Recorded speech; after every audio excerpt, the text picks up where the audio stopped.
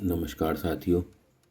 डाक विभाग के वो सभी साथी जो किसी भी परीक्षा की तैयारी कर रहे हों, चाहे वो एलजीयू की तैयारी कर रहे हों, चाहे वो इंस्पेक्टर ऑफ पोस्ट की तैयारी कर रहे हों, चाहे वो डबल एओ की तैयारी कर रहे हों, पोस्टल मैनुअल्स के बारे में जानकारी करना सभी के लिए एक प्राथमिकता है। और सभी जो पोस्ट ऑफिस एम्प्लॉयज़ हैं उन्हें पोस्टल मैनुअल के बारे में जानकारी होना चाहिए। आइए ज़्यादा टाइम ना लेते हुए आगे बढ़ते हैं।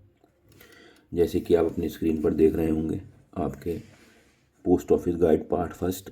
सबसे पहले तो हम एक छोटी सी वीडियो में ये समझ लेते हैं कि कौन सी गाइड में, कौन सी मैनुअल में क्या क्या चीज़ अंकित है, क्या क्या चीज़ दर्ज है।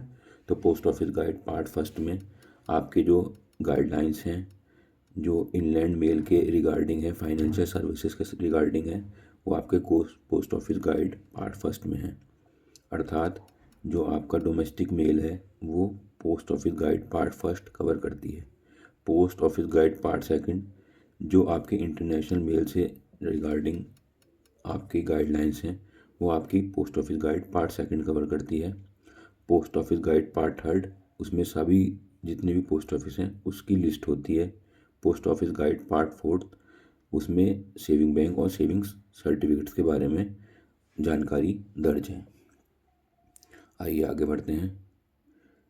जो आपका post office manual volume first है उसमें आपके डिफरेंट टाइप्स के एक्ट हैं जो समय समय पर डाक विभाग द्वारा जारी किए गए हैं, उसको समायोजित करके पोस्टल मैनुअल वॉल्यूम फर्स्ट में दर्ज किया गया है।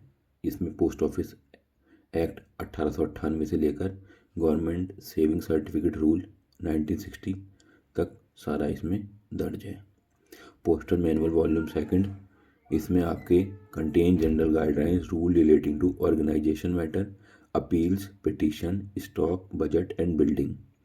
यानी कि आपके जितना भी बिल्डिंग से रिलेटेड, आपके पोस्ट ऑफिस शिफ्टिंग से रिलेटेड जो भी कार्रवाई होती है वो आपका पोस्टल मैनुअल वॉल्यूम सेकंड में दर्ज है। Postal manual volume third, postal manual volume third को सीसीए जो आपका रूल है उसके लिए एक बेसिक रूल भी समझा जाता है और इसके लिए एक बेसिक किताब भी समझी जाती है, क्योंकि पोस्टल मैनुअल वॉल्यूम थर्ड में कैसे चार्जशीट फ्रेम की जाती है, कैसे इन्वेस्टिगेशन होनी चाहिए, ये आपकी सारी पोस्टल मैनुअल वॉल्यूम थर्ड में दर्ज है। इसके बाद पोस्टल मैनुअल वॉल्यूम फोर्थ में आपके appointment, promotion, leave and establishment के बारे में सारी जानकारी दर्ज है और ये काफ़ी विस्तृत है और काफ़ी बड़ा मैनुअल है। पोस्टल मैनुअल वॉल्यूम फिफ्थ, इसमें मेल एंड इन्वेस्टिगेशन के संबंध में जानकारी दर्ज है। अगर आपको मेल और या इन्वेस्टिगेशन के बारे में कोई जानकारी जुटानी है तो आपको पोस्टल मैनुअल वॉल्यूम फिफ्थ देखना होगा। इसके बाद है postal manual volume sixth. Postal manual volume sixth में ये 3 पार्टों में है। इसके फर्स्ट पार्ट में collection and delivery of ordinary mail,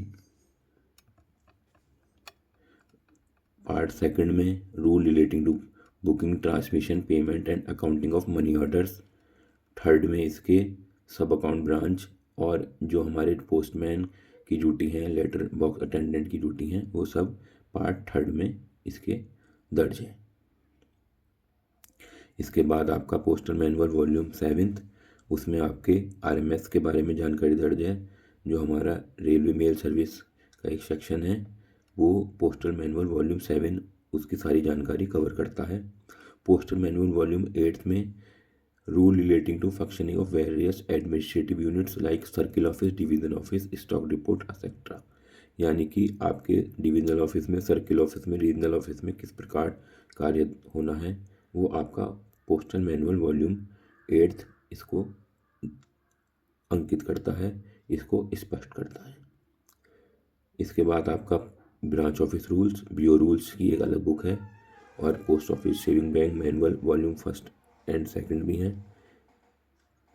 इसमें आपको सेविंग बैंक के बारे में जानकारी मिल जाएगी और वर्तमान में जो आपका सीबीएस मैनुअल है वो भी एक एसबी ट्रांजैक्शन के बारे में जानकारी जुटाने के लिए बहुत अच्छा माध्यम है। आशा है आपको ये वीडियो पसंद आई होगी। कृपया वीडियो को लाइक एवं सब्सक्राइब कीजिए। धन्यवाद। वंदे मातरम।